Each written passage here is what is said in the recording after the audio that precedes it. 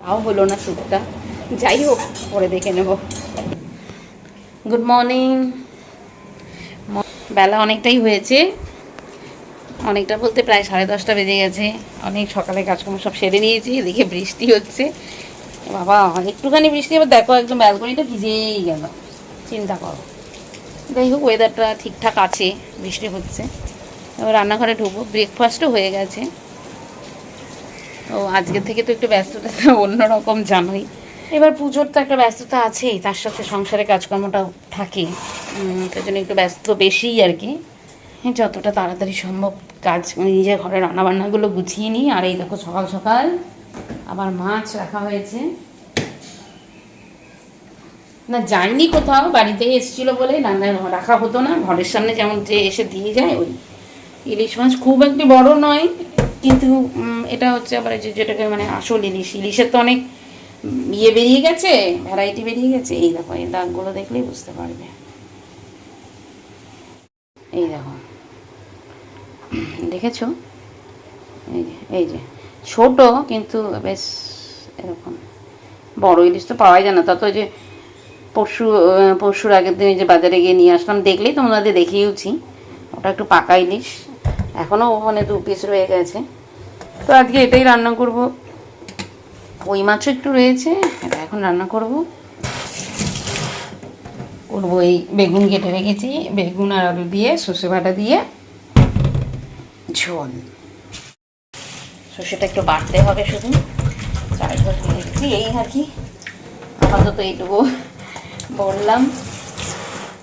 আর এদিকে দেখো সব দেখাই, দাঁড়াও তোমাদের। আর এখানে পুরো পুজোর বাজার, মানে কাঁচা সবজিগুলো রয়েছে। এইখানে টমেটো সব কিছু আছে, এগুলো নিয়ে বসতে হবে। কখন কি করব জানি না। এখানে তো গ্রোসারি বাজার সেদিন দেখিয়েছিলাম। তো যাই হোক চলো এবার রান্নার প্রিপারেশানটা নিয়ে নিই, পরে আবার আসছি।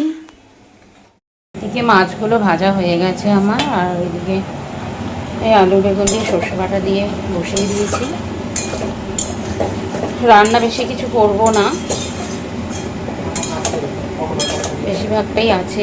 এবার এটা করে নেব। আর ওই মাছগুলো ভাজলাম, একটু সামান্য তেল হয়েছে, দেখি করি এই হচ্ছে। আর আলু করলা সেদ্ধ দিয়েছি, ওটাও হয়ে গেছে, ওটা মেখে নেবো। বেশি রান্নার ঝামেলা আমি রাখতে চাইনি, কারণ আমার প্রচুর কাজ আছে আজকে। ঠিক আছে, এইটুকু হোক।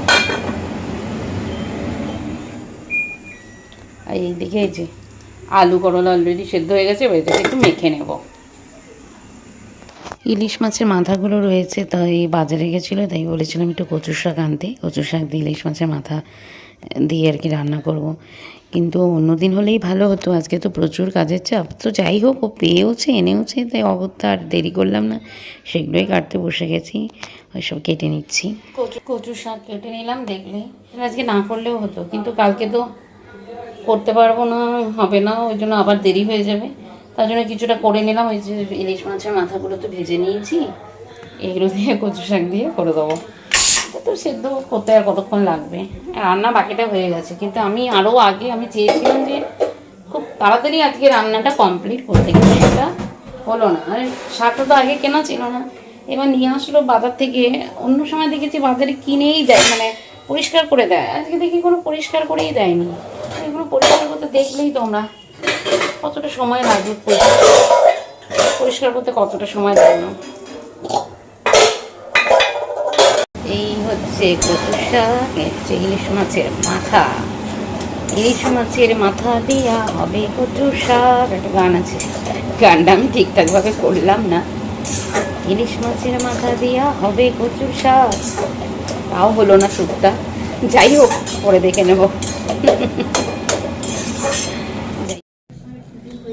হ্যাঁ চলো, খাওয়া দাওয়া কমপ্লিট করে চলে আসলাম ছাদে।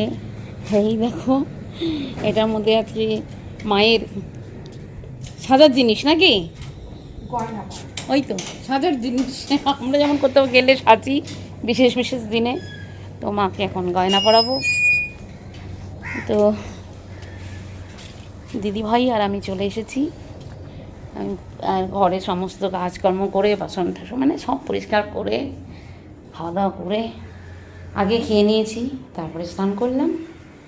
এবার এটা করিনি, এটা পরে করা যাবে না। কালকে তো দেখালামই ব্লগে যে মাকে সাজানো হচ্ছে, মানে শাড়ি সব নতুন আর কি, আমরা যেমন পরি নতুন নতুন। একবার দেখিয়ে দিই, দাঁড়াও তোমাদের। এই দেখো মায়ের মুকুটটাও রঙ করা হয়েছে। এই দেখো গালের হারটা মানে যেটা ফিক্সড সেটাও রঙ করা হয়ে গেছে। এই সবই হয়েছে। এইবার এক্সট্রা গয়নাগুলো পরাবো। ঠিক আছে, চল পরিয়ে নিই, আবার তোমাদেরকে দেখাবো।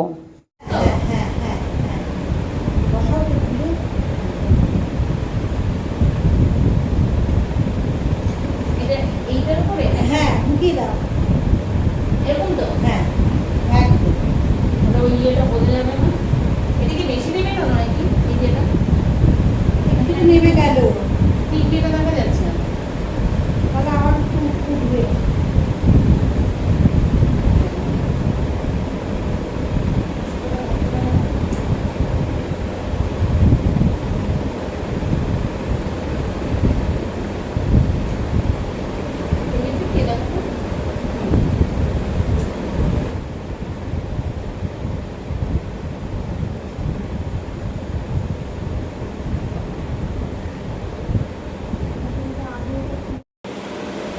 এই আমাদের মাকে সাজানো কমপ্লিট হলো।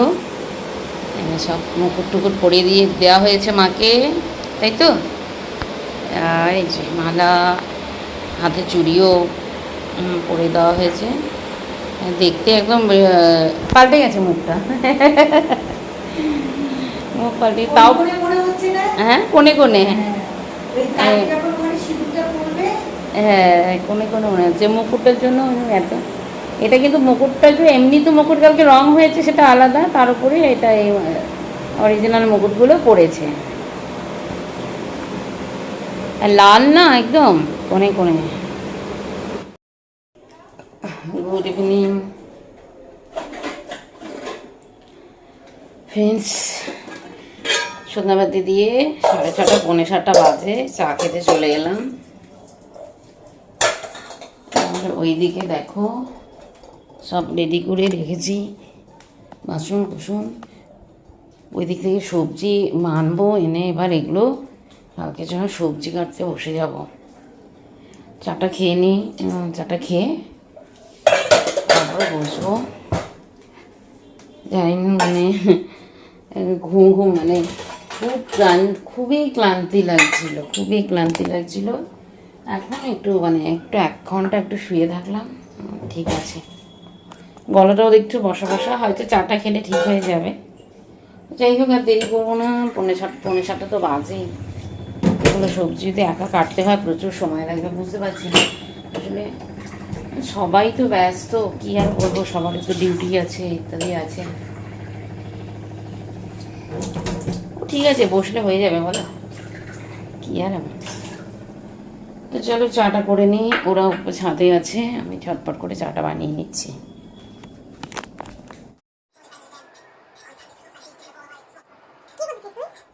তোমাদের যেমনটা বললাম, সবজি কাটা শুরু করে দিয়েছি। এখন থেকে না কাটলে তাল পাবো না। ও একটু বসে গেছে সবজি কাটতে, আমিও বসে গেছি, এই আর কি। আর এই দেখো কিছুটা কাটা হয়ে গেছে, এগুলো ছোলা হয়ে গেছে। আসলে এগুলো নিরামিষ তো, এই জন্য আরও বেশি সব আলাদা আলাদা করে রাখার ব্যাপার আছে। 5 রকম ভাজা হবে, তো সেইগুলো আগে কেটে নিচ্ছি। এগুলো 5 রকম ভাজা আরও কাটবো, তারপরে মিক্সড সবজি একটা হবে। এখন এতগুলো সবজি কাটতেও তো কম টাইম লাগবে না, এই হচ্ছে ব্যাপার। তো এও করছে। এত সবজি তো একার পক্ষে সম্ভব না, তো ওকেও বসিয়ে দিয়েছি। দিয়ে পরে আরও ফ্ল্যাটের ওরা এসেছিলো, কিন্তু তখন আর ভিডিও করা হয়নি। প্রথম দিকে আমরা দুজনেই কেটে নিচ্ছিলাম, একটু যাই হোক হয়ে গেছে। 11:30 বাজে। এখন মোটামুটি এই জায়গাটা একটু পরিষ্কার হয়েছে, এখানে দেখেছিলে তখন সবজি নিয়ে আমরা কাটতে বসেছিলাম। এতক্ষণে নয়, একটু হয়েছে, তারপরে খাওয়া দাওয়া করলাম। এদিকে এগুলো সব নিরামিষ বাসন ধুয়ে ঠুয়ে রেখেছি। এইদিকে বাসনগুলো, এদিকে মাইক্রো ওভেন টোভেন সব সরিয়ে দিয়েছি, এখানে যা যা থাকে সব সরিয়ে দিয়ে একটু মুছে টুচে নিয়েছি। আর এইখানে সবজিগুলোকে কেটে কুটে এই ঘরে রেখেছি, যেগুলো ঘরে ফ্যান ট্যান চলবে, তো আমরা থাকবো, ফ্যান চলবে। তো এই যে এইসব সবজিগুলো কেটে কেটে রেখে এইখানে সব এভাবে রেখেছি। মানে ঘরটা যেহেতু ঠান্ডা থাকবে, ফ্যান চললো বা এসি চললো, মানে এসিও চলবে, তো ঠান্ডা থাকবে। তো যাই হোক, অনেকটা রাত হয়ে গেছে, টায়ার্ডও লাগছে, আবার কালকে ভোরবেলাতে উঠতে হবে। তো ওই জন্য আর বেশি কথা বলছি না, ব্লগটা এখানে শেষ করছি। আজকের ব্লগটা কেমন লাগলো অবশ্যই কমেন্ট করে জানাবে। আর কালকে তো একটা ধামাকাদার ব্লগ আসতে চলেছে। ধামাকাদার বলতে যাই হোক সেটা নয়, বাড়িতে পুজো হবে, তার একটা পুজোর ব্যাপারটা একটু আলাদাই থাকে। তো যাই হোক, আশা করি ভালো লাগবে আগামী ব্লগটাও তোমাদের।